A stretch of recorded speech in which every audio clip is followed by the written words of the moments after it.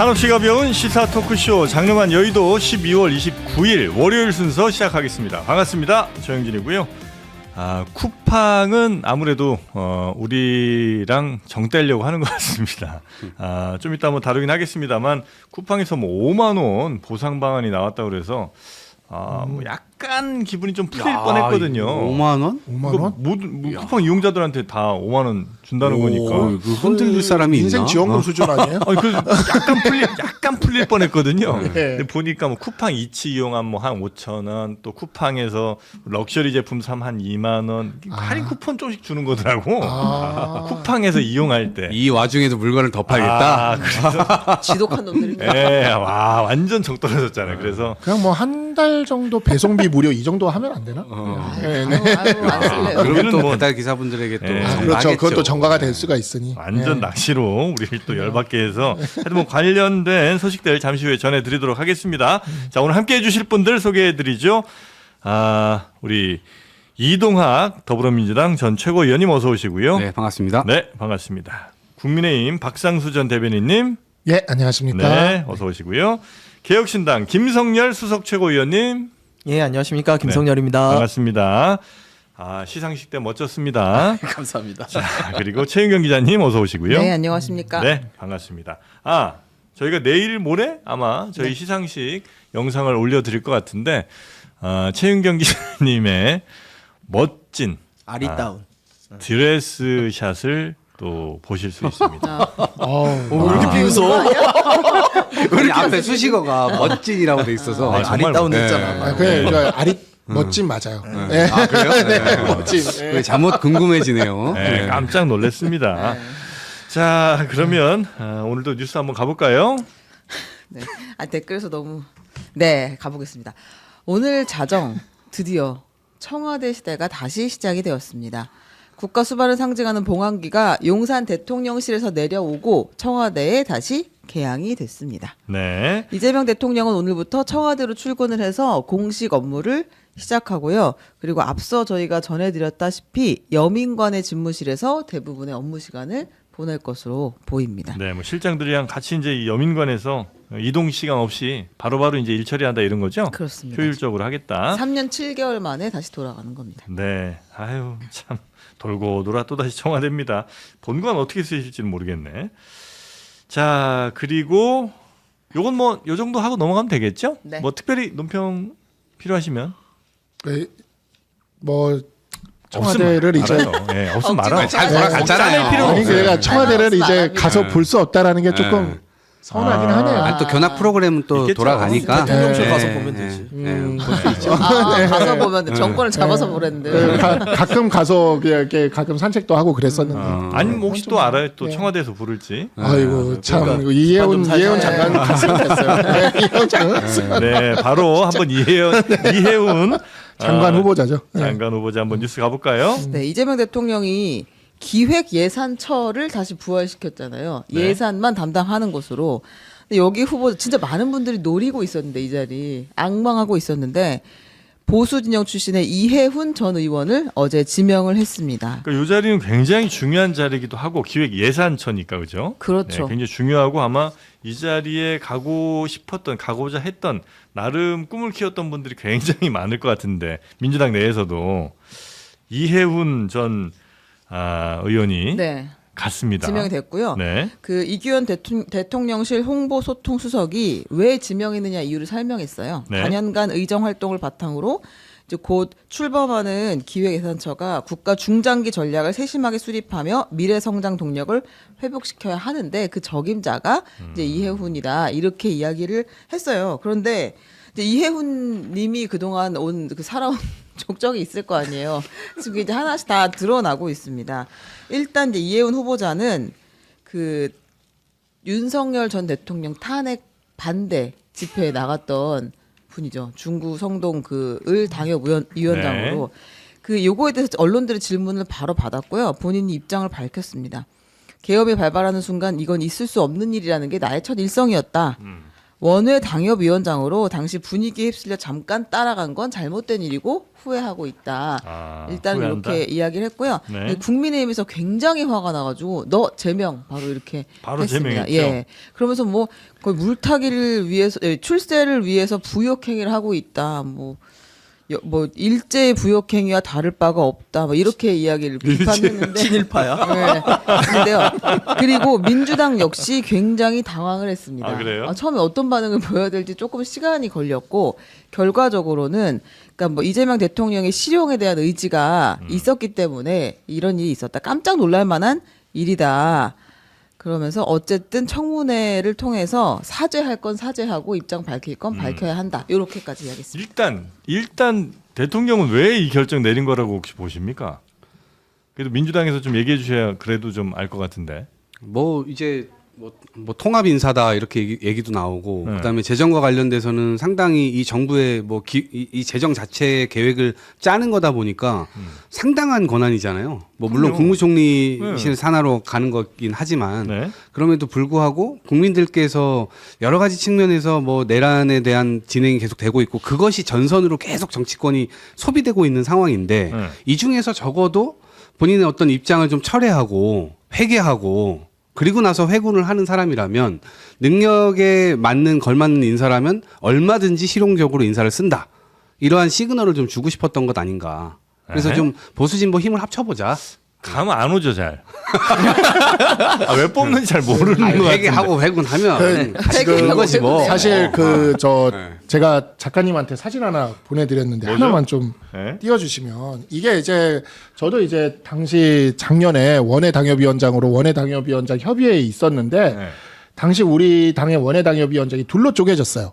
그래서 제가 참여했던 이제 한 22명은 윤석열 대통령 탈당하라 성명을 했고 약 80여 명은 탄반무라는 조직을 만들어서 이렇게 집회를 했습니다. 탄핵 반대 모임. 모임. 네, 탄반모라고 탄반모. 별도로 80여 명이. 그래서 8대 2로 나눠졌는데 이 집회에서 이해운 장관 후보자는 센터. 가슴이 아, 웅장해지네. 탄반- 완전 뭐- 센터. 탄반모의 탄핵 반- 센터. 탄핵 반대의 센터예요. 센터. 저 아니, 보세요. 지금 잠깐 여기 따라갔는데 센터에 있었다고요? 아니, 저 연설하는 거야, 연설. 지금 보세요. 연설을 가만히 보세요. 이 연설에 누가 있나? 네? 예, 센터의 왼쪽 좌이정이죠. 왼쪽은 좌이정이야. 네? 예, 좌이정의 이상규 위원장. 이상규. 이상규 위원장 우리 장르만 여의도에도 출연하신 예.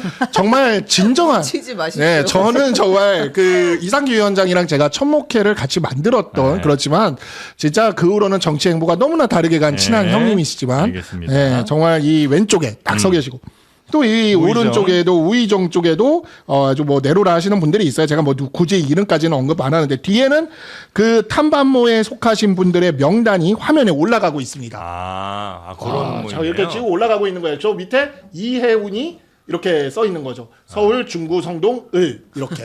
그래서 제가 말씀드리지만 이분은 윤어게인 그 자체. 아이 그 정도까지. 아니 센터잖아요. 센터 아무나 쓰는 거 아닙니다. 비주얼 센터구만 왜 그래? 아니, 센터에 센터. 이거 아무나 서는 거 아니에요. 비주얼 센터죠. 그래서 저는 이 말씀을 좀 드리고 싶어요. 지금 그 내란을 청산한다고 헌법 뭐 수호 TF인가요? 네. 있잖아요.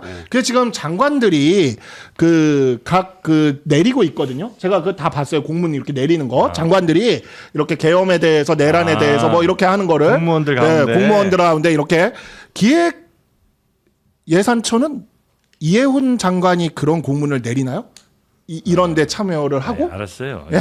그러니까 아니, 그냥 그- 헌법 수업 네. TF부터 빨리 그냥 없애세요, 그냥. 네, 그러니까 왜 이해운이냐는 거예요. 왜? 그러니까 저는- 이해운 네. 같이 이렇게 반성하고 돌아오면 우리가 중하게 써줄 거라는 메시지예요? 아니면 정말 그 정도로 뛰어난 인재가 이해운밖에 없기 때문이에요? 뭐예요? 그렇진 않은 것 같고요. 네. 제가 보기에는 이번 인사 한 3가지 정도 포석이 깔려 있어요. 네. 뭐냐면 첫 번째는 통합이에요. 그러니까 국민을 향해서 이재명 대통령이 우리 보수 진보 가리지 않고 흥묘 백묘 다 쓰겠다. 고양이만 잘 잡으면 된다. 통합의 메시지를 하나 던진 거고. 두 번째는 분열이에요. 이걸로 인해 가지고 던졌을 때 분명히 국민의힘의 분열 상황이 벌어질 것이다. 예. 근데 이것도 제대로 먹혔죠. 여기까지는 아주 좋았다고 봐요. 예. 그리고 세 번째는 단속의 의미가 좀 있는 것 같아요. 뭐냐면은 지금 명청대전이 밖에서 보는 것보다 생각보다 안쪽에는 되게 강하거든요. 그래서 원래 하마평에 오르던 사람들이 있잖아요. 기획예산 저 내 거야 막 이러던 민주당의 중진급들이라든가 이런 어느 정도 정치를 하셨던 분들한테 나한테 제대로 안 보이면 너네한테 자리 안 갈 수도 있어. 이렇게 단속의 의미까지. 그래서 네네네. 통합, 분열, 단속 이렇게 세 가지 의미가 있는 것 같다. 이렇게 보여요. 저는 뭐 좋은 평가를 하나만 좀 해보자면 예. 그나마 오늘 아침에도 다른 매체 기자가 아침에 여기 오기 전에 전화가 와서 제가 그 얘기를 했는데 이 의미를 어떻게 해석해야 되냐라고 이야기를 할 때 이재명 대통령이 그래도 막상 대통령이 되고 보니까 본인이 내세웠던 기본소득이나 이런 공약이 얼마나 말이 안 되는지, 그 민생지원금이나 이딴 거 이렇게 주는 게 얼마나 국가 재정에 부담이 되고 아무 쓸모가 없는지를 깨달은 거죠. 근데 문제는 정청래 대표와 그 정청래 대표를 따르는 사람들, 그리고 개딸들이 이런 사람들은 그냥 계속 달라는 거예요. 기본소득 달라 그러고 계속 재난지원금, 민생지원금 달라 그러고.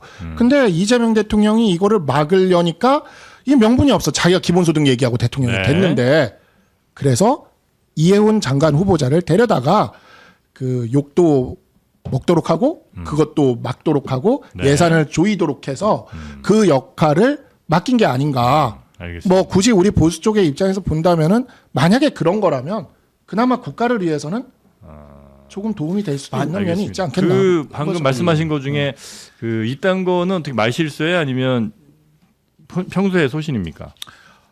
재난지원금, 민생지원금이 이게 국민들의 삶에 직접적으로 도움이 된다면은 맞는 거예요. 네. 근데 그게 도움이 되냐고요. 그로 인해서 결국에는 부동산 가격만 올리고 자산 가치만 폭등시키고 네. 국민들의 삶에 언발에 오줌 누기식으로 가는 거 아닙니까? 지금도 환율 문제나 이런 것들이 해결이 안 되는 게 네. 구조적인 문제를 개선하지 않고 계속해서 그냥 돈을 갖다가 퍼다 넣으려고 하는 거잖아요. 근데 여쭤본 이유는 그래서 네. 만약에 이게 말실수시면 그냥 사과하고 넘어가시면 되고 만약에 소신이시면 네, 네. 어쩔 수 없고요. 아니 저는 그 부분에 네. 있어서는 네. 그렇게 가져갈 문제가 아니고 구조적으로 해결해 나가야지 이런 식으로 할 문제는 아니라고 표현은 생각합니다. 조금 과했던 것 같습니다. 네. 저는 이제 기본소득과 관련돼서는 국민의힘도 당 강령으로 넣어놓고 그리고 지금 영남 지역 가보세요. 지자체장들이 전부 다 그 지방정부의 장들이 영남의 국민의힘 소속들이잖아요. 거기서 지금 이거 다 하고 있는 거예요. 그러면 그거부터 좀 일관되게 하지 못하게 막든가. 네. 그렇게 해야 되는 거 아닙니까? 그리고 지금 농촌 기본소득과 관련된 것들은 지금 시범 사업 하는데 거기에도 두 군데 지방정부의 장 지금 영남 지역에서 들어와 있습니다. 본인들이 하겠다고 신청을 해놨어요. 그래서 이거를 일반적으로 무슨 뭐 개딸? 그분들이 원하는 거를 그분들이 그냥 받아가려고 한다는 투로 얘기하는 거는 전 동의하기가 어렵고 네. 다만 이 문제 이해훈 장관 임명에 대해서는 저는 한동훈계에서 이렇게 발작 버튼이 눌리듯이 비판하는 게 맞나? 그럼 한동훈 대표는 이 용기를 가지시라. 우리가 국민의 바다로 가자. 네. 해가지고 회계를 실질적으로 그 윤호개인 쪽에 요청을 하고 있는 거 아닌가요? 그럼 누구랑 같이 하려고 하는 거죠? 지금 구조적으로 보면 상당수가 윤호개인파로 되어 있는데 한동훈 네. 대표는 누구랑 정치를 하려고 하는 거예요? 지금 이해훈 대표 회계하고 회군한 거잖아요. 네. 그럼 이런 식으로 똑같이 한동훈 대표에게 회계하고 회군할 경우 이들을 중용하지 않을 것인가? 그렇게 해도 완전히 그냥 다 깔아뭉갤 것인가? 지금 이 태도로 저는 많은 것들이 한동훈 네네. 대표의 앞길을 보여주고 있다. 알겠습니다. 민주당에서는 지금 이해훈 후보자에 대해서 입장이 좀 통일되게 나와요? 아니면 거기도 굉장히 좀 어수선합니까? 아, 지금 어수선한 상태죠. 왜냐하면 저만 해도요, 어젯밤에 저는 사실 굉장히 많이 분개를 했습니다. 아, 그래요? 우리가 싸우는 전선이 윤호개인파 물러가라 이거잖아요. 네. 그리고 적어도 회개를 해야 뭐 용서할 기회라도 있는 것인데 회개도 안 하고 어슬렁어슬렁 지금 오는 사람들도 있는 거고. 네. 그래서 그러한 측면에서 이건 너무 말도 안 된다라고 생각했는데 어젯밤에 땀 뻘뻘 흘리고 샤워 안 하고 이불 속에 들어간 듯한 느낌이었단 말이에요. 엄청 근데 찝찝했겠구만. 이제 아침에 막 꿈에서 아침에? 이 국가의 미래와 이 국민들의 어떤 미래, 국민들이 진짜 정치권이 정상화되기를 빨리 바라는 그런 마음들 그런 게 있다면 이재명 대통령께서 지난번에 어떤 말씀하셨냐면 우리가 끝까지 추적해서 모두를 단죄하겠다 이런 것까지 하려는 건 아니다. 적어도 사과하고 이 뭐 스스로 반성하고 성찰한다면 그것을 전제로 해서 용서도 해주고 그럴 수 있는 거 아니냐라고 이제 기자들 앞에서 그런 얘기도 하셨잖아요. 네. 근데 그런 측면에서 네. 이번 장관 포석이 저는 뭐 그런 의미가 좀 들어있는 것이 아닌가. 근데 그렇게 말씀을 하시기에는 네. 최근까지 중성동 의뢰 이해훈 위원장으로 있을 때 어제 이제 우리 당에서 제명되기는 했지만 최근까지 이해훈 위원장으로 있을 때 이해훈 위원장이 걸었던 플랜카드가 있어요. 민주당의 내란 선동에 대한민국이 무너지고 있습니다. 최근까지예요. 중성동을 해. 예? 네. 민주당의 내란 선동에 예? 근데 뭘 반성을 했냐고 도대체가. 아니, 그래서 근데 제가 저거- 늘 이게 드리는 말씀이 뭐냐면 네. 이게 이혜원 위원장이 그냥 최근까지 이렇게 플랜카드를 걸어놨어요. 그러니까 이거는 그냥 그런 면에서는 민주당도 할 말이 없고 그냥 헌법소 TF인지 뭔지 빨리 해체시키세요. 그냥 반성문 하나씩 받고 그냥 끝내고 반성하면 다 된다면서요. 그냥 저기 반성문 하나씩 받고 네. 그냥 뭐 그 계엄에 저기 했던 사람들 그냥 다 저기 하고 용서하고 국민 대통합으로 가시고 그냥 그나마 제가 지금 기대를 하고 있는 건 그나마 이혜원 위원장이 포퓰리즘적인 경제 정책, 그다음에 그를 통한 우리나라의 경제 펀더멘털이 무너지는 그런 상황에 대해서 그런 건 반대할 브레이크를 잡아주는 역할을 한다면 그나마 그건 국가를 위해서 네. 도움이 될 거라고 생각합니다. 본인은 왜 받았지? 본인 이혜훈 전 의원은 이걸 왜 받았을까요? 초대 기획예산처 장관이라는 자리는요. 네. 우리나라에 있어서 굉장한 요직이에요. 요직이겠죠. 예, 네. 국간직이 아닙니까? 국간직이. 그 자리는 사실 정치인이라면 누구도 거부하긴 좀 어려운 거부하기 자리예요. 어렵다. 네. 예, 그리고 그걸 떠나간- 본인이 그동안 걸어왔던 보수 경제학자로서 혹은 뭐 보수적인 입장을 이제 어쨌든 많이 상당 부분은 버려야 될 거 아니에요. 그러니까 사실 저는 그게 걱정인 거예요. 그러니까 정치적으로 자기가 윤호개인을 했다가 이제는 아니다. 정치적으로 돌아서는 건 그럴 수 있다고 봐요. 근데 문제는 이혜원 위원장은 그 전에도 아까 앞서서 나온 기본소득에 대해서 누구보다도 반대를 세게 해왔고요. 그 다음에 지금 현재 무한정 돈을 풀고 있는 이런 상황. 그리고 그다음에 부동산 관련해서 정부가 강도 높은 규제를 하고 있는 이런 상황에 대해서 시장의 정부 개입을 그렇게 좋아하는 스타일이 아니었단 말이에요. 네. 항상 반대를 해왔죠. 그럼 이제 들어갔을 때 이러한 제명 노믹스, 잼 노믹스에 대해서 과연 동의를 해서 들어가는 거냐, 아니면 노잼 노잼노믹스, 그러니까 잼 노믹스에 반대를 해서 자기 소신을 펼칠 거냐. 이게 저는 이번 청문회에서 반드시 밝혀져야 될 내용이라고 보여요. 이제 이건 저는 이렇게 봐요. 저는 과거에 어젯밤 꿈에도 웨스트윙이 떠오르는 거예요. 웨스트윙. 미국 드라마. 네, 미국 드라마에서 네. 과거에 노무현 대통령께서도 미국 정치 드라마 이거 보세요라고 추천한 적도 있잖아요. 근데 저는 그 장면 중에 산토스라고 하는 대통령이 두 번째 대선에서 당선이 되거든요. 이 사람이 이민자 출신으로 아주 극적으로 거의 버락 오바마 같은 그런 스토리 선상을 그리면서 그 극에서 당선이 된단 말이에요. 네. 그러면서 바로 상대방 공화당의 사람을 국방부 장관으로 앉혀요. 그러면서 국방부 장관이 그때 뭐라고 얘기를 하냐면 당신과 대통령과 내가 생각이 다를 경우 어떡하냐라고 얘기를 하니까 나를 설득시키세요. 이렇게 얘기를 합니다. 그러니까 여야가 진보 보수가 여러 가지 논쟁이 있을 때 그거를 서로 뭐 싸우기도 하지만 이제 정부 내에서도 이견이 있다면 토론하는 겁니다. 그게 대통령의 방식이에요. 지금 네. 일하고 있는 방식. 그래서 정부 내에서도 예를 들면 산업부 장관과 노동부 장관의 의견이 다를 때 싸우셔야지. 이걸 안 싸우고 말이 됩니까? 서로 대변할 사람 대변하세요.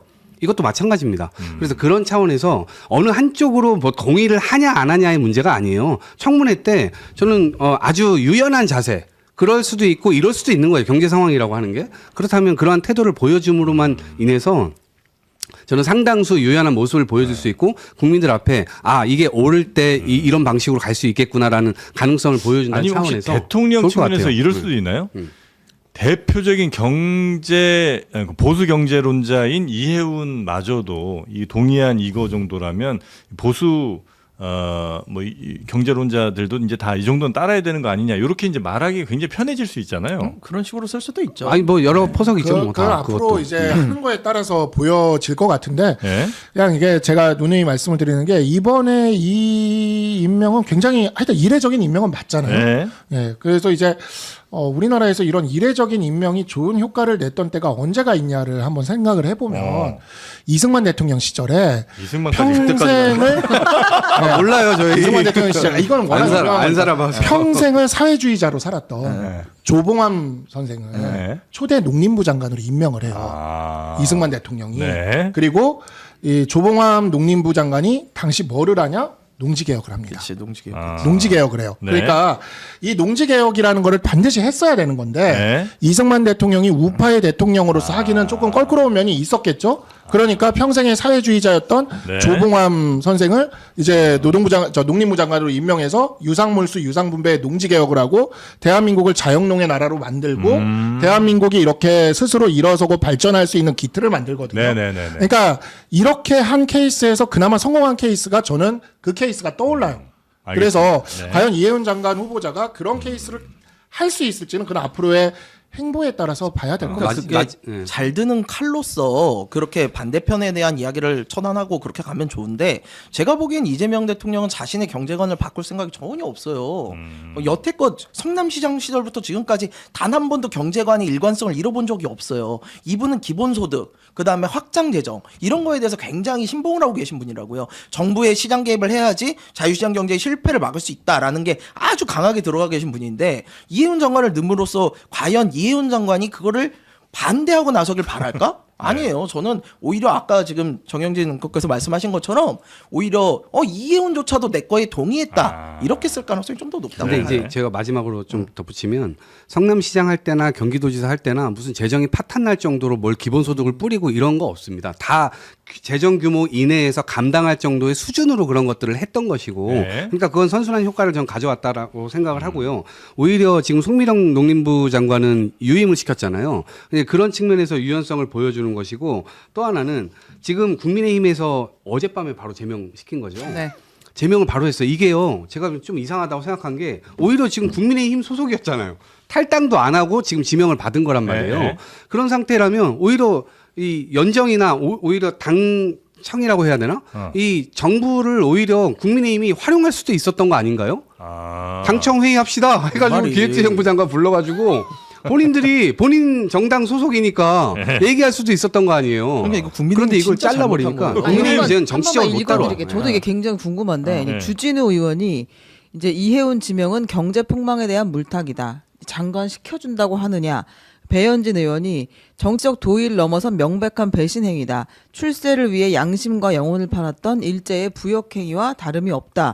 김재원 최고위원 진영을 분열시키는 무도함이다. 이렇게 평가를 했어요. 굉장히 거친 평가들이 나왔고 뭐 이제 그 대변인도 역시 이제 확장 재정 실패를 덮으려는 이재명 대통령의 정치 방패용 저질 물타기 인사. 이렇게까지 화낼 일인가? 아니 그러니까 이게 화들이 많이 나셨어요. 근데 지금. 직전까지 들어보겠습니다. 네. 이재명 대통령의 의도가 정확히 들어가 있는 거예요. 제가 아까 말씀드렸잖아요. 상대편에 대한 분열. 근데 이거를 너무나 국민의힘이 덥석 물고 지금 가는 거예요. 제가 국민의힘이었잖아요. 오히려 안 그랬을 거예요. 오늘 오히려 이재명 대통령 잘한다. 보수 인사도 써라. 흥묘 백묘 뭔 상관이냐. 이게 하죠? 그러면은 저렇게 이동학 최고처럼 찝찝한 인사들이 굉장히 많아질 거라고. 민주당 내에서 오히려 적정 분열을 가져올 수 있다고요. 국민의힘 입장에선. 근데 이거 바보같이 이렇게 행동을 한다. 빼앗겼다고 생각하니까 근데 문제인 거야. 잠깐. 투입시켰다고 생각을 근데 해야지. 계속 그러니까. 무슨 적정 분열을 이야기를 하는지 모르겠는데 이해훈 장관 후보자가 이렇게 그 직전까지 민주당의 내란몰이 어쩌고 저쩌고 하는 그런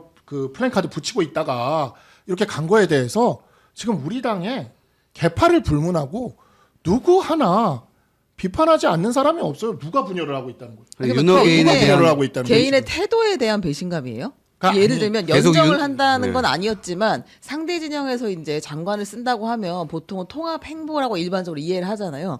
근데 이제 우리 사람을 밀어 넣지는 못할 망정 갔는데 이렇게까지 화를 내는 거는 아니 너 어제까지 안 그랬는데 너 혼자 살겠다고 갔어. 이제 이런 배신감이에요. 살겠다고가 아니죠. 이게 당협위원장이라는 자리는 어쨌든 당에서 기관을 형성하는 자리인데 네. 당협위원장이 그래도 당의 그 간부잖아요. 네. 그리고 지역구에 국회의원이 없는 데에선 그 지역구에 저기고 당의 조직의 장이고 그런 자리를 내려놓은 상태도 아닌 상태에서 지금 지명됐다고 이렇게 발표가 되는 게 뭐 아무 협의도 없이 발표가 됐겠습니까? 그럼 직전까지 당내 활동들 계속해서 해왔고 계속해서 이야기를 해왔는데 배신감. 그에 대해서 당의 동지들이나 아니면은 사람들한테 누구 한 명한테 얘기를 한 적이 있어요? 하나도 한 적이 없잖아요.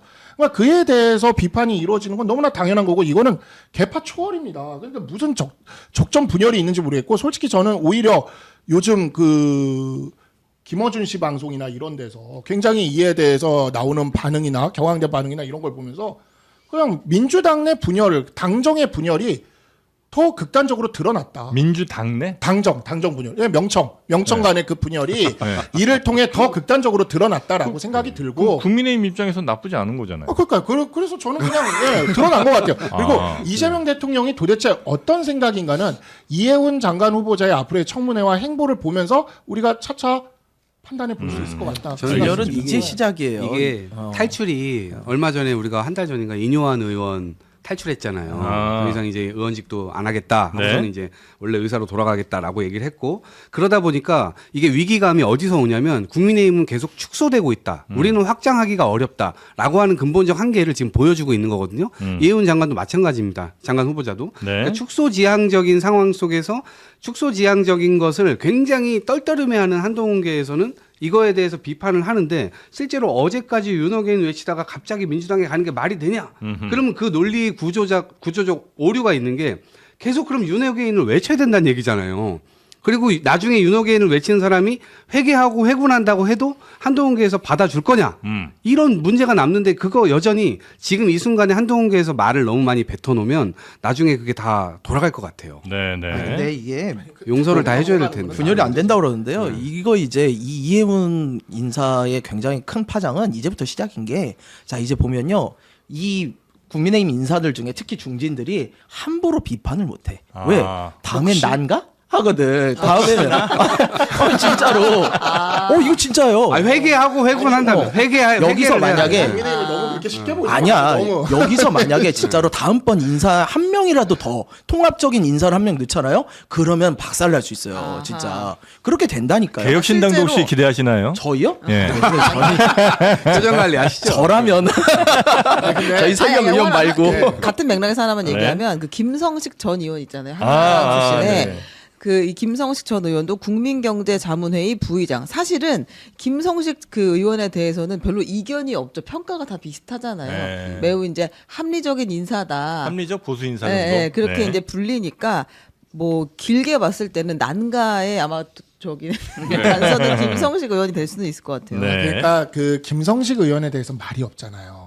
왜 네, 그런가를 말이 생각을 해봐야 돼요. 그러니까 김성식 의원은 지금 그러니까 이동학 최고의 분석이 맞는다면 그거는 이제 김성식 의원 정도는 그 분석이 맞는 거예요. 왜냐하면 국민의힘이 지금 계속 축소지향적으로 가고 있으니 뭔가 중도적으로 확장하는 힘이 없어 보이는 것 같으니 그러니까 넘어간다라는 이 명분이 김성식 의원한테는 통하는 것 같으니까 아무도 말이 없어요. 근데 이해운 장관 후보자는 그냥 윤어게인의 센터 오브 윤어게인. 센터 오브 윤어게인이 정도였더니. 아니 그 현수막도 계속 걸고 있던 분이 아니, 어제까지 현수막도 계속 걸고 있던 분이 센터가 갑자기 간 거예요. 이게 어떤 느낌이냐면 그런 거잖아요. 갑자기 이렇게 비교하는 게 맞을까? 예, 하여튼 뭐 어제까지 상대편에 어제편 상대편에 제일 핵심부에 있던 사람. 그러니까 축소지향에 제일 핵심에 있던 분이 갑자기 저쪽에 장관이 돼서 나타나신 거야. 네. 아니, 그러려면 장동혁 대표 정도가 가야죠. 센터를 오버 윤호개인 느낌은 아니에요. 5, 6, 8도 아니었잖아요. 그리고 그동안 현수막은 관심 받던 사람도 아니고 우리가 네. 정당에서 다 생활해보면 알겠지만 네. 현수막이라고 하는 건 각 지역구에서 뭐 디자인해서 걸 수도 있어요. 네. 그런데 대부분 서울 시내에 똑같은 현수막이 걸렸다는 건 서울시당에서 디자인 다 해가지고 다 내려줬다는 거예요. 네. 그렇기 때문에 뭐 의도성을 지역위원장이 가졌는지 안 가졌는지 이거는 또 다른 해석의 범주고 네. 서울시당 차원에서 그냥 지역위원회 틀로 이용해서 저는 현수막 내린 걸는 것도 그런 제가 것도 당협 있죠. 때 다 안 걸었어요. 걸고 말고는 당협위원장 판단입니다. 근데 김성식은 사실은 김성식 전 의원은 깜빡이를 켜고 있었어요. 내가 언제든 좌측으로 갈 수 있다. 이미 탈당을 예, 한 상태였지. 스탠스 자체가 좌회전이 가능한 차선에 서 있었어요. 그러니까 가능하지. 근데 이혜훈 위원장은 우측으로 직진 저렇게 하다가 갑자기 유턴하는 거 아니야. 깜빡이도 안 켜고. 그러니까 당연히 이 알겠습니다. 장면을 그대로 네. 청문회에서 보실 수 있을 아, 거예요. 네네네. 지금 진짜 청문회를 양쪽 다 이를 갈고 있는 상황이었고 그리고 이제 이해훈 의원이 3선을 했잖아요. 네. 그동안 이제 본인의 의정 생활을 본 사람도 많고 네. 사실은 또 본인이 남긴 그 정말 족적들이 있어요. 그리고 이제 청문회 때 그런 것들이 좀 나올 수도 있다. 보통 이제 의원 출신이거나 뭐 현직 의원님 대체로 좀 이렇게 의원들이 조금 따뜻하게 봐주는 해주기는 분위기인데 하는데. 아마 이분은 안 될 것 같아 보니까. 지난번에 강선우 후보자가 처음으로 낙마를 의원 네. 출신에서 낙마를 했고요. 벌써 이제 낙마 얘기 나오죠. 이분이 이혜원 후보자는 아마 그 인사청문을 받아본 적이 없을 거예요. 의원만 3번 하셨지. 그래서 요번에 아마 많은 것들이 좀 나오지 않을까. 그걸 네. 어떻게 방어할까. 그런 생각이 알겠습니다. 있습니다. 자, 그리고 김병기 원내대표 뉴스 한번 좀 가볼까요? 여기는 네.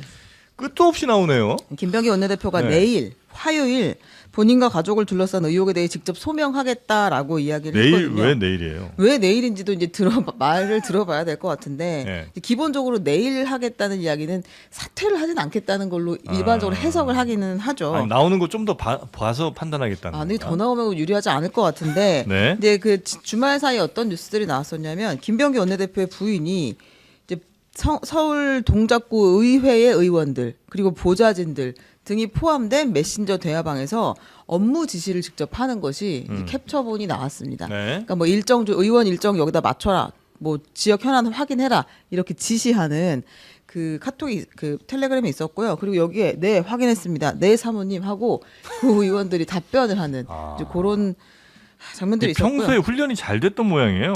이렇게 딱 끝나자마자 네 알겠습니다 예. 사모님 확인했습니다 사모님. 예, 바로바로 답변들이 네. 이제 오죠. 그리고 또 이제 동작구의 부의장 업무 추진비 법인 카드를 이 사모님이 쓰고 다녔다. 구의원한테 나온 법카를 네. 이 김병기 원내대표의 부인이 왜 쓰고 다녀요? 어떻게 쓰고 다니지? 지금 의정 활동을 한 거잖아요, 사실상 지금. 그래서 아마 썼는지는 모르겠는데, 지금 보면 업무 지시도 하고 하니까 이제 그렇다는 거 하나 나왔고요. 그리고 이제 그 김병기 원내대표가 지난해 11월에 빗썸 있잖아요, 가상자산 네네네. 거래소. 거기 빗썸 쪽의 관계자와 만난 뒤에 업비트 다음 아마 우리나라 2위인가 그럴 것 같은데 예. 비썸이. 그러니까 네. 둘이 이제 경쟁 관계긴 하지만 물론 이제 업비트가 엄청 예, 예. 크잖아요. 빗썸 관계자를 만난 뒤에 경쟁사인 업비트에 대한 공격적 질의를 주문했다라는 주장을 이제 보좌진들 사이에서 또 나왔습니다. 그리고 네.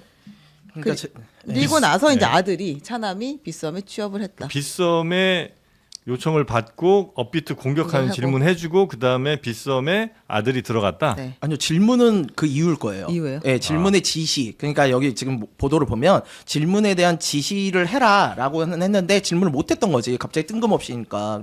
그래서 그때는 못 하고 나중에 취업 후에 이제 질의를 한 것으로 보이는데요. 근데 이게 좀 보좌진을 오래 했으니까 그냥 보여요. 제가 이거 처음 나왔을 때 이거 빙산의 일각이다.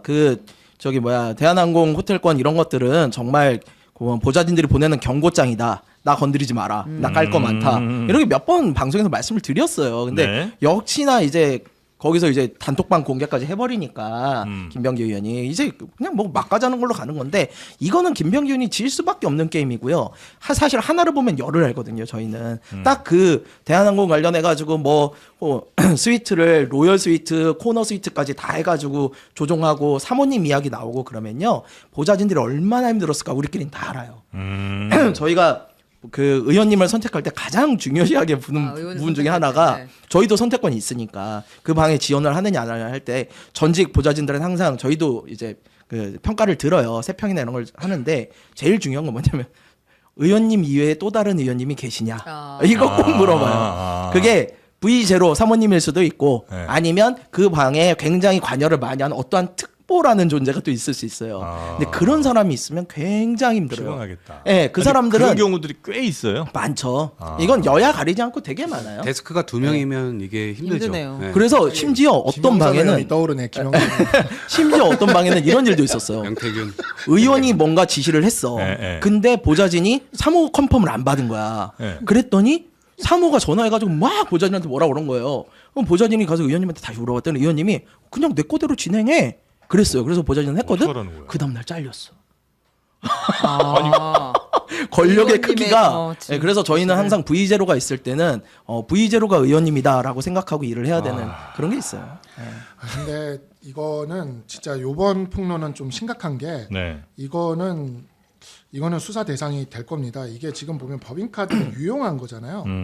이 법인카드를 그쵸. 유용한 거는 이건 금방 밝혀지거든요. 왜 밝혀지냐면 보통 이렇게 법인카드 남의 법인카드를 쓰게 하면 불러다가 그래도 그 사람이 긁게는 해요. 그게 왜 그러냐면 이게 카드는 어디에서 쓰는지가 남잖아요. 그렇죠. 근데 그때 그 구의원이 만약에 다른 카드를 쓸 수 없는 행사장에 가 있다.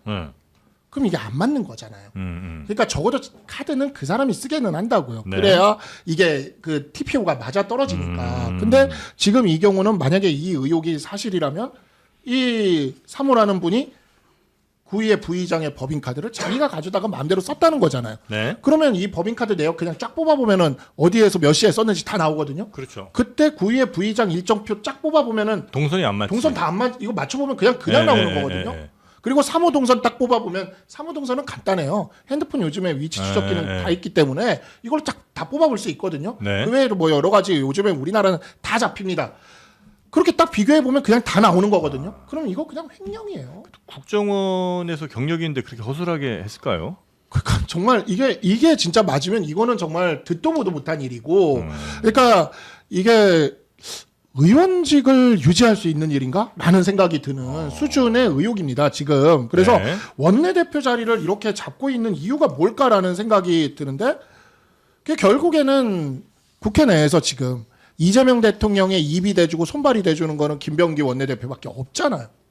그러니까 결국에는 그걸로밖에 안 보이는 거예요. 그러니까 이게 그러니까 음모론이 나오는 거죠. 이 얘기는 맞아요. 이동학 최고께 한번 여쭤보고 싶은 게 이재명 대통령의 뜻을 많이 관철시키고 당내에서 관철시키고 또 뜻을 더 많이 의원들에게 이렇게 전달하는 사람 통로가 김병기 원내대표는 맞습니까? 아니 원내대표는 당연히 그렇게 서로 이 당정 간에 조율을 해야 되니까 네. 당연히 그 역할을 하는 게 맞고 김병기 원내대표가 아니어도 다른 분들이 원내를 차지한다 하더라도 그렇게 그 역할을 하는 거죠, 당연히. 근데 저는 두 가지 관점에서 큰 문제가 있다 보는데 네. 본인도 이제 부적절하다라고 이제 말씀을 하셨지만 지금 시기가 매우 중요해요. 민생이나 이런 것들에 대한 챙겨야 되는 건 너무나 상식적으로 해야 되는 것이고 또 특히나 윤호개인과의 어떤 정치적 쟁투가 지금 계속 진행되고 있잖아요. 그런데 원내대표 개인적인 사적으로 뭔가 일이 이게 뉴스의 한복판을 계속 차지하게 돼요. 이렇게 되면은 당연히 정부 여당도 흔들릴 수밖에 없고 대통령께도 굉장히 큰 누가 갈 겁니다. 그런 차원에서 일단 굉장히 큰 이 잘못이다 이렇게 보고요. 두 네. 번째로는 정치는 가족 사업이에요. 근데 가족 사업이라고 할 때 이 가족이라고 하는 의미는 뭐냐면 이 공직자가 우리 가족 중에 한 명이 있으면 그 사람이 그 공직을 잘 수행할 수 있도록 약간의 희생과 헌신을 감내하는 겁니다. 근데 이 그 억울하더라도. 공직의 네. 이 공직자의 자리와 권한을 활용해 가지고 뭐 오히려 약간 시들라는 게 사적 아니고. 그렇죠. 그러니까 정치가 이제 그런 방식으로 움직여야 되는데 지금 보여지는 모습은 물론 본인 해명이 이제 네, 나와야 네, 네. 되겠습니다만 그런 측면에서 좀 부적절한 게 있는 것 그건 좀 같아서 굉장히 의미 있는 말씀인 것 같네요. 네, 가족 비즈니스인 건 맞지만 그게 다 같이 그 권력 이용해서 이것저것 해먹으라는 게 아니고 그렇죠. 예. 충분히 그런 유혹들이 많이 있을 수 있으나 그런 것들 스스로 경계하면서 조금 억울하더라도 더 깨끗한 이런 좀 마음가짐, 몸가짐을 좀 해야 된다. 그렇죠. 이런 뜻으로 그리고 가족 비즈니스다. 상대방에게도 저희가 어떤 잣대를 들이대려고 할 때 네. 이런 건들이 이제 계속 우리 눈앞을 가리게 되면 우리 말에 힘이 안 생기잖아요. 그러니까 그런 차원에서 당 전체와 이재명 대통령 정부까지도 다 고려한 채 지금은 제가 볼 땐 거치 표명이 있어야 될 것 같다. 근데 거취가 지금 이제 아마 전망을 해보건데 네. 오늘 이제 박수현 대변인이 하는 말을 따라 보면 그동안의 소회와 성찰을 담은 솔직한 심정을 밝힐 예정이다. 네. 사퇴를 발표하는 자리는 아닐 것이다. 이렇게 이야기를 했다고 나오고 해요. 있어요? 예. 아, 그래요? 대단하네요, 네. 진짜. 그러니까 김병기 원내대표가 도대체 어떤 과정에서 정계에 입문을 했는가 제가 그래서 이번에 이 사태가 나서 한번 파봤어요. 한번 찾아봤는데 네. 이분이 1987년에 안기부에 입사를 했더라고요. 그러니까 1987년이에요. 그러니까 네. 그 해죠. 네. 이 영화에도 나온 바로 그 해. 87년에 안기부에 입사하려면 안기부도 입사하려면 꽤 시험을 오랫동안 준비해야 되는데 대학 때 한 몇 년을 안기부를 위해서 열심히 공부를 했겠죠. 네. 전두환 대통령 시절에. 뭔가 민주당의 DNA랑 안 맞는 면이 있어요. 근데 이분이 어떻게 민주당에서 국회의원이 돼서 삼선까지 하고 원내대표가 되고 어찌 보면 이재명 대통령의 손발이 돼주는 그런 자리까지 가게 됐는가를 봤더니 노무현 대통령 시절에 그 국정원을 그 개혁을 한다고 하면서 네. 그 사람들을 이렇게 조금 자르는 일이 있었더라고요. 근데 당시 국정원의 오랜 안기부 국정원의 인사통이었던 이 김병기 의원이 그 역할을 하다가 이명박 대통령 때 해임이 됩니다. 그래서 그 해임이 된 것에 대해서 대법원까지 소송을 해서 다퉈서 복직이 되더라고요. 그래서 이게 이제 이명박 대통령에게 탄압을 받은 인사라는 그거를 해서 문재인 대통령 때 영입이 돼서 동작구에 공천을 받아 내리 3선을 한 거예요. 그러니까 이분은 민주당의 오랜 그 DNA라는 게 있잖아요. 뭐 민주화 운동이라던가 뭐라던가 이게 아니라 그쪽과는 거리가 좀 멀고 안기부를 그냥 1987년에 안기부를 들어가기 위해서 노력하셨고 노무현 정부 때 인사권자의 그 뜻에 따라 인사권을 휘두르는 일에 함께 했다가 이명박 정부 때 해직이 됐던 그 경력이 전부인 거예요. 그래서 제가 보니까 이분이 뭔가 그러면 국정원 내부에 무슨 비리를 폭로했거나 뭘 했거나 이런 게 있을까 해서 봤는데 그것도 아니야. 그러니까 네. 이분이 지금 보면은 굉장히 그 자리에 대한 거나 이런 것들에 대해서 굉장히 집착이 강한 것도 그렇고 이러한 모습들도 그렇고 민주당이 표방하는 DNA랑 잘 맞질 않는다. 그건 근데 제가 민주당이 열심히 네네. 옹호하고 있다. 김성현. 제가 설명을 좀 해드릴게요. 네. 민주당은 기본적으로 국정과의 관계가 그렇게 좋지 않았어요. 예, 계속 안 좋을 수밖에 없었어. 국정은 안기부에서 국정으로 바꾼 것도 이름 바꾼 것도 그렇고 그래서 그거를 그 집단을 잘 활용하기 위해서 그쪽 출신 의원이 필요했어요. 김병기 의원은 그 역할로 사실 들어온 게 맞아요. 그리고 정보위에서 계속 활약을 하면서 국정원 담당을 해왔어요. 네. 문제는 뭐냐면은 근데 이제 그런 것들은 다 차치하고 자 지금 김병기 의원은 사실 갑질 종합 선물 세트예요. 이것만 나올 거 아니라니까요. 제가 장담하는데 더 있어요. 제가 그 보좌진들을 알아서 하는 얘기가 아니에요. 네. 딱 보기만 해도 사모님이 이렇게 관여하고 아들의 대학, 취업 이런 거 관련해서 쭉 나오잖아요. 스토리가 보여요. 자기 가족에 대한 이런 것들이 공이 사보다 오히려 뒤에 있었던 사람이거든요. 계속 나올 거예요. 그런데도 원내대표직을 못 내려놓는 가장 큰 이유는 뭐냐? 공천 때문이에요. 지금 이제 6월이 있으면은 지방선거 공천이 있습니다. 자, 원내대표는 거기서 공천심사위원회 당연직이에요. 즉, 공천에 직접 관여할 수 있는 자리라고요. 네. 그러다 보니까 원내대표직에 계속해서 연연을 할 수밖에 없는데 저는 장경태 의원도 그렇고 지금 김병기 의원도 그렇고 공천에 직접 관여할 수 있는 사람들이 이렇게 구설수가 나오는 거 이건 민주당의 굉장한 악재라고 생각하거든요. 사실 이 건은요. 단순히 원내대표를 내려놓을 게 문제가 아니라 네. 의원직을 제명시켜야 될 만한 일이에요. 그런데도 버틴다? 전 민주당이 쉽지 않을 거라고 봅니다. 그럼 이제 계속해서 버티면 할 수 뭐 강제할 수 있는 뭐는 없잖아요. 이게 경찰 수사나 뭐 이런 게 들어가지 않는 이상. 그렇죠. 예, 네. 그러니까 뭐 이제 이거는 진짜 수사 대상이 될 수밖에 없어요. 지금 특히 이 법인카드 부분은 이 부분은 수사 대상으로 강하게 들어갈 수밖에 없는 사안이고 그 외에도 나머지도 지금 이제 뭐 부정청탁금지법이나 아니면은 국토위와 관련된 부분은 이제 수뢰죄 부분들도 이제 검토해서 들어갈 겁니다. 근데 네. 뭐 끝까지 버티면 의원직을 강제로 이렇게 내려놓게 할 수는 없죠. 근데 왜 그러면 왜 버틸까? 이 사람이 왜 버틸까를 생각을 해야 되고 이러다 보니까 우리 당 내에서는 약간 그런 얘기도 나오는 거죠. 어제 이해훈 장관 후보자 지명이 이재명 대통령의 김병기 의원 살리기 아니냐. 그러니까 지금 당에서 유니버스가 당에서 김병기 의원 말고는 지금 다 정청래 대표 밑에서 정청래 대표 쪽으로 쫙 가고 있는데 그러면 당에서 김병기 의원마저 무너지게 되면은 이재명 대통령의 민주당에 대한 이게 너무 약해지니까 이해훈 장관 후보자 지명으로 이슈를 덮는 거 아니냐. 근데 그렇게까지 김병기 의원을 살려야 될 정도로 당에서 그렇게 힘이 없나? 대통령의 힘이 그렇게 없나? 아이 잘 하는 나가시다가 생각이 드는 늘 거지. 이렇게 새길로 빠지시는 이게 우리 생각 충분히 할 수 있어요. 우리 장르만 여의도의 큰 매력이죠. 이런 시나리오는 아마 다른 데서 못 들어보셨을 겁니다. 일상에서 나오는 얘기. 아, 그래요? 이 소설 재밌는데 왜? 그럼 박나래로는 부족했던 거지. 박나래로 부족했어. 와, 여튼 그래서 지금 현재는 원내대표도 내려놓을 생각이 없고 아마도 갈 것 같다. 현재까지 분위기는 그렇다는 거죠. 네, 본인의 의지가 그런 것 같습니다. 야, 쉽지 않을 것 같은데. 알겠습니다. 하여튼 김병기 원내대표 관련된 문제들은 앞으로도 그러면 우리 김성열 최고위원의 말을 따르면 더 나올 것들이 꽤 있을 거다. 그럼요. 라는 말씀이시고요. 자, 그리고 쿠팡도 한번 좀 가볼까요? 네, 쿠팡이 네. 사과 같지 않은 사과를 했습니다. 김범석 의장이 뭐 사과를 하긴 했는데 네, 이렇게 어렵게 사과를 받아야 할까요? 개인정보 유출 사태에 대해서 어쨌든 처음으로 사과를 하기는 했는데요. 네.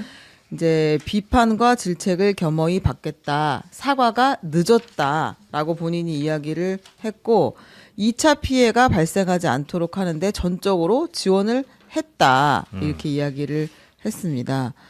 그리고 제일 황당한 대목이 저 지금도 진짜 모르겠는데 지난 한 달간 매일 지속적인 노력 끝에 쿠팡은 최근 정부와의 협력을 통해 유출된 고객 정보 100%를 모두 회수 완료했습니다.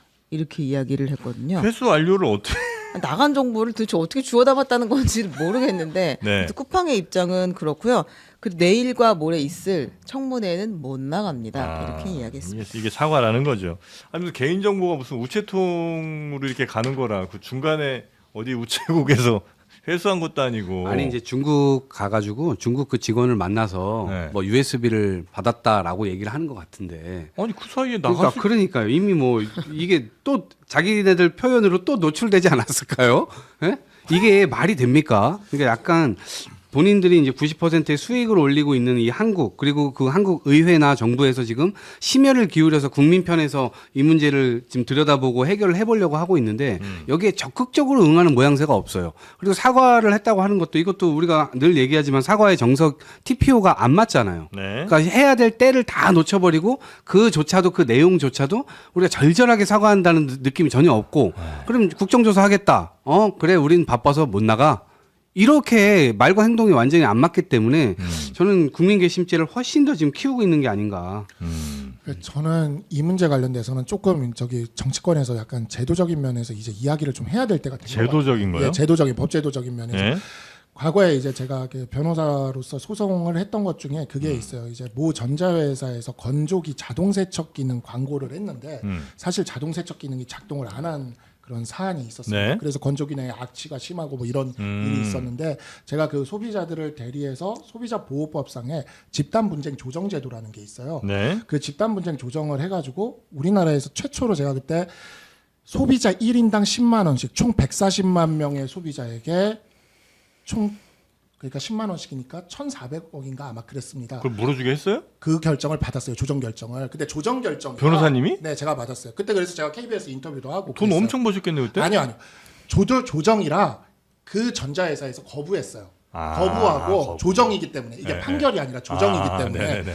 근데 미국이었으면은 제가 이미 그냥 변호사 생활 끝내고 나왔죠. 그쵸. 예, 그러면 한 10%만 해도 그게 얼마입니까? 네. 1,400억이었는데 당시에. 아, 아쉽다. 그러니까 그래서 그때 이제 그게 9시 뉴스에도 다 나오고 그랬었어요. 근데 이게 뭐냐면 집단 소송 제도라는 겁니다. 집단 소송 제도. 그러니까 네. 이러한 피해를 입었을 때 아. 그 소송에 참여하지 않은 그 피해자들에게도 그 한 번에 다 배상을 해주도록 하는 동일한 제도죠. 효력이 있는. 네, 동일한 효력이 네. 있는. 미국에서는 이 집단 소송 제도가 있고 유럽에서도 굉장히 많은 나라에서 도입돼 있어요. 그러니까 우리나라 기업도 해외에서 이런 일이 벌어지면 예를 들어 쿠팡이 미국에서 개인정보 이렇게 유출되잖아요.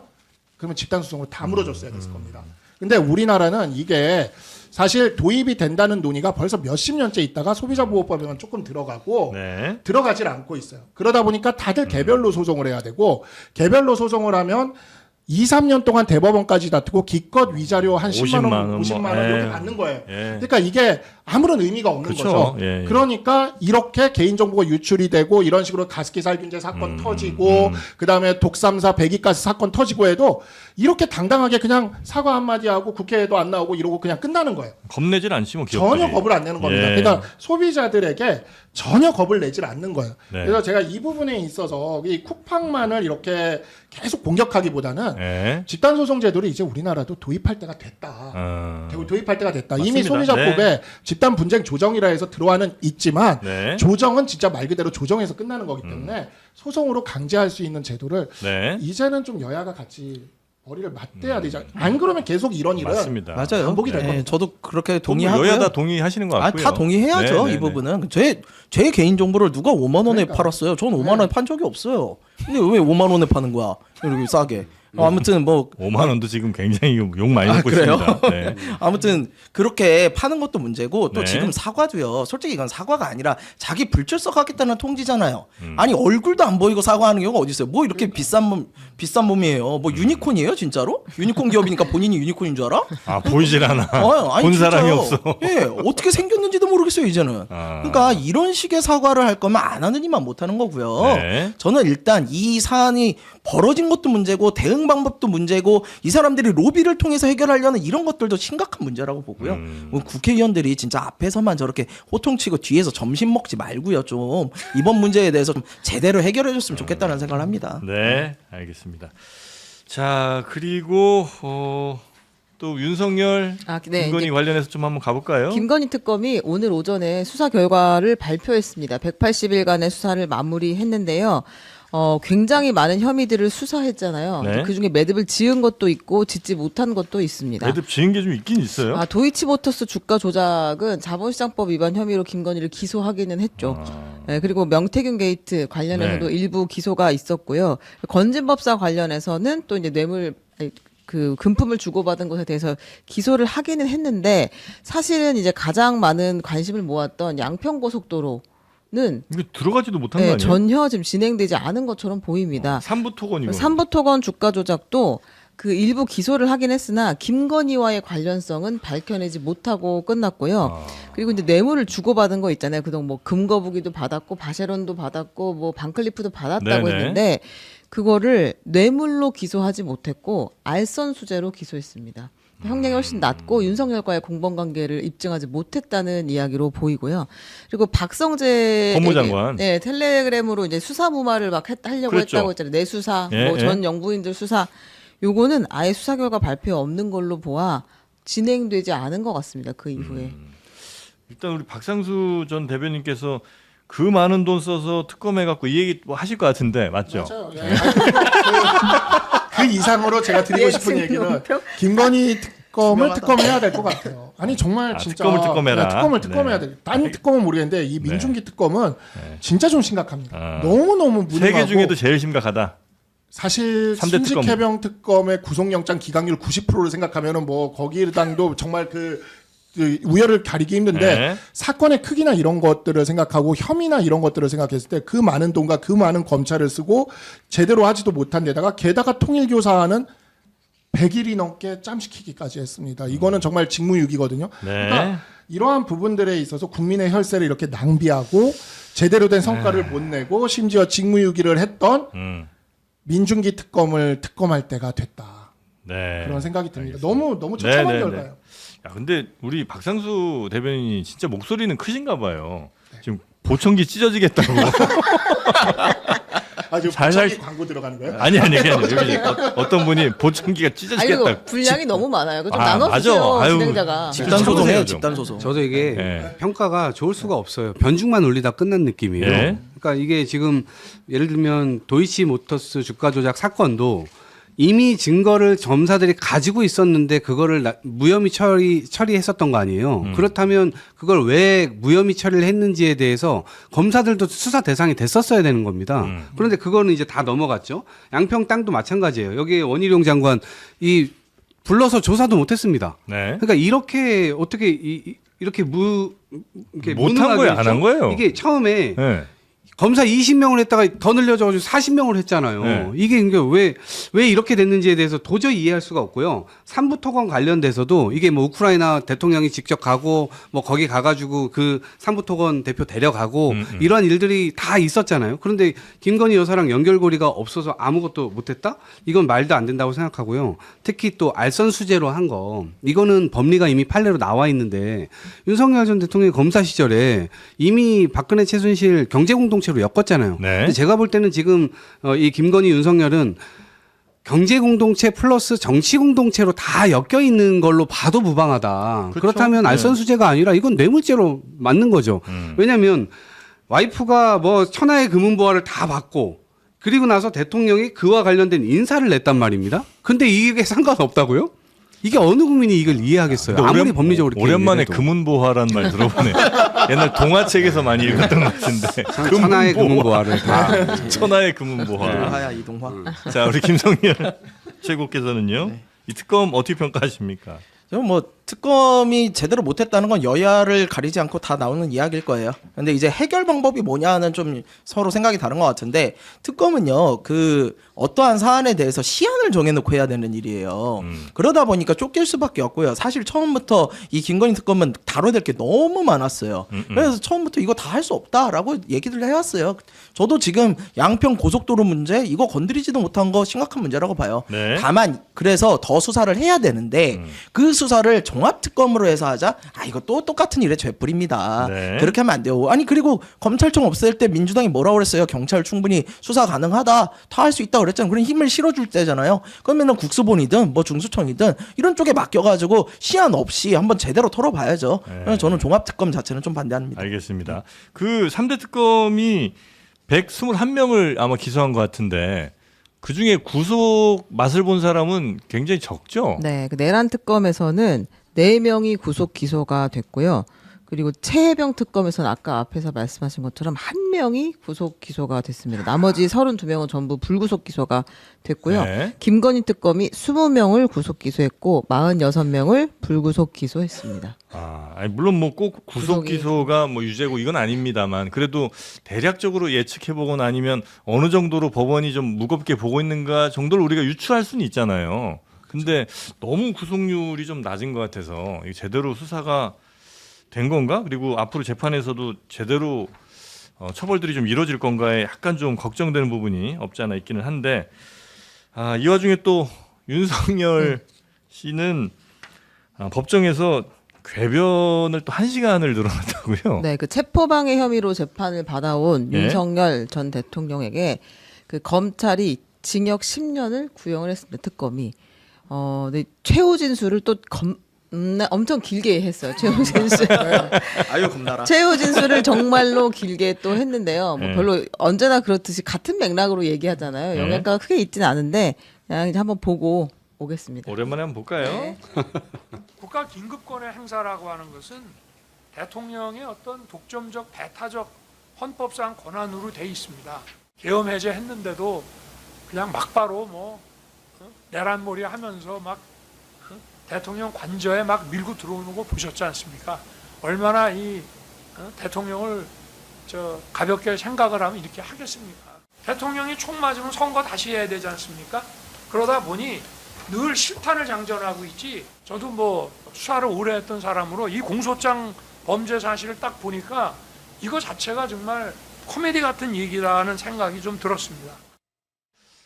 무슨 논리? 대통령이 총 맞으면 선거 다시 해야 되지 않습니까? 그러다 보니 늘 실탄을 장전하고 있지는 무슨 소리예요? 해석하지 않습니다. 해석- 예, 중요한 이야기는 제가 아니니까요. 실수했네요. 예, 네. 구형을 아무튼 도합 10년을 했습니다. 체포방해에 징역 5년, 그다음에 네. 국무위원회 권한을 침해했다, 비화폰 기록 삭제에 관한 허위 공보를 했다, 징역 3년, 사후 계엄 선포문 작성 지시했다, 징역 2년 이렇게 구형을 했습니다. 네. 하지만 뭐 내란이나 이쪽 중요 범죄 혐의에 대해서는 아직 안 나온 거고요. 네네. 네. 그 재판 진행 중이고요. 요거는 1월 16일에 선고할 거라고 합니다. 네. 계속 늘어지게 하려고 했는데 뭐 증거 다시 조사해야 된다라고 변호인 측에서 얘기했는데 재판장이 그냥 자 이제 그만하고 입 닫고 1월 16일에 봅시다라고 이야기했어요. 네. 자, 1월 16일 오후 2시 선고. 요 정도 보면 오늘 뉴스는 괜찮은 것 같고요. 그 서해 피격 은폐 의혹 안보 라인. 네. 요거 전원 무죄 나온 거 간단하게만 좀 전해 주실까요? 네, 그 서해 공무원 피격 사건을 은폐하려고 했다는 혐의로 그 당시에 이제 국정원 안보 라인들이 기소가 됐었는데요. 네. 문재인 정부의 안보 라인 인사들입니다. 서훈 전 그 국가안보실장, 박지원 전 국정원장, 서욱 전 국방부 장관 모두 그 기소가 됐었는데요. 1심에서 전부 무죄를 받았습니다. 재판부는 이제 문재인 정부의 당시 보고, 수사, 결과 발표 등에서 위법이 있다고 볼 증거가 없다, 부족하다라고 네. 이야기했습니다. 그 판사가 지기현 판사입니다. 네. 합의니까요. 근데 그래요? 저는 이거 조금 생각이 다른 게요. 이 제일 중요한 건요 월북이었냐 아니었냐거든요. 네. 근데 재판부가 그거 판단은 못했어요. 다만 이제 의견 표명이었다, 사실 확인이나 의견 표명이었다라고 얘기를 한 거고, 저는 우리 국민이 만약에 넘어가서 피격을 당해가지고 죽었다면 이게 월북인지 아닌지가 매우 중요하고 그거에 따라서 판단을 했어야 되고 보는데 일단 그거에 대한 판단이 법원에서조차도 안 나온 상황이거든요. 근데 이분들에게 그냥 증거가 부족하다고, 물론 증거 부족하면 무죄를 내려야 되겠죠. 근데 저는 이거 2심에서 충분히 다퉈봐야 된다고 봅니다. 네, 1심이니까 그냥 1심이고 2심에서 저도 다퉈야 된다고 생각은 하는데 네. 이 판결을 지기현 부장이 했어요. 그러니까 그 지점에 대해서 그냥 좀 사법부를 흔드는 분들도 그냥 그 부분에 대해서 한 번쯤은 생각을 해주셨으면 좋겠습니다. 지기현 부장이 했다라는 거, 네. 박지원 의원에 대해서 무죄를 지기현 부장이 했다라는 거를 좀 생각을 해주시고 윤석열 전 대통령 영상 보니까 제가 마음이 참 착잡한데 그 1심까지는 그렇게 할 수 있어요. 모든 그 범죄 피의자들이나 이런 분들이 그렇게 할 수는 있는데 항소심 들어가게 되면 변호인단을 좀 잘 쓰셔야 될 것 같습니다. 진짜 그 1심 이제 항소심은 사실심 종결이거든요. 그러니까 여기서는 완전히 확정이 되는 거니까 항소심부터는 정말 대통령을 위한 전직 대통령을 위한 변호인단을 좀 만나시고 네. 본인도 좀 그 형량이나 이런 부분에 있어서도 좀 이렇게 할 수 있도록 조금 이렇게 변론 전략이나 이런 것도 좀 바꿀 필요가 좀 있다. 제가 보면 볼수록 정말 참 착잡하고 안타깝다는 생각이 듭니다. 아니 근데 예. 윤석열 씨가 그렇게 잘해서 형 적게 받아서 좋을 건 없잖아요. 그러니까 뭐 그냥 그 저기 우리 당의 대통령이었던 분에 대한 그냥 네. 법률가로 쓰지. 착잡하지도 안타깝지도 않아요. 제값 제대로 받으시기 바랍니다. 네. 저는 받아야겠죠. 예. 저는 안보적 차원에서 이 재판과 관련돼서는 안보적 차원에서 아마 여러 가지로 뭐 이게 도청이나 이런 여러 가지 자료를 가지고 당시 기관에서 그런 것들을 이제 판단했었던 것이라고 보고 그리고 이재명 정부 들어와서 정책적 판단에 대해서는 그런 거 가지고 전 정부 사람들 괴롭히지 말자 이런 것들이 지금 뭐 대통령께서 말씀하신 바도 있고 그래서 큰 틀에서는 저는 오히려 그냥 전 정부 괴롭히기였다라는 것이 오히려 드러나는 것이 아니냐 이런 생각이 들고 네. 그렇다 손 치더라도 약간 정부 차원에서 약간 유가족 정도는 좀 위로를 하는 것이 필요하지 않을까 그런 정도에서 좀 이 사건이 네네네. 좀 잘 그래, 조문 당시에 네. 민주당 의원이 한 명도 안 왔다고 유가족들이 그러니까. 굉장히 서운해했어요. 네, 맞습니다. 네. 자, 그리고 제가 2달 전쯤이었죠, 아마. 그때 한번, 이 농협 흑염소 진액을 소개해드리고, 그때부터 우리 최은경 기자님도 꾸준히 이걸 이제 드시면서 참 건강이 좋았거든요. 근데 그때 아마 한 일주일 전쯤 아마 그게 다 떨어졌던 모양이에요. 떨어지니까 바로 감기 걸려갖고, 방송을 잘 못하시더라고. 이제 다시 건강 찾는 겁니다.